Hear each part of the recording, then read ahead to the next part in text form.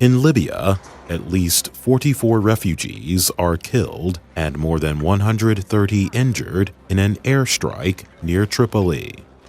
The United Nations is calling the strike a war crime.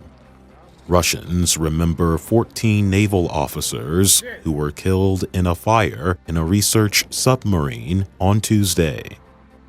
Japanese officials order more than 1 million people on the island of Kyushu to take shelter as heavy rains bring risks of flooding and landslides. And in China, a man bursts onto a stage and pours water on Robin Li, founder of the Chinese technology company Baidu, as he speaks at an event in Beijing.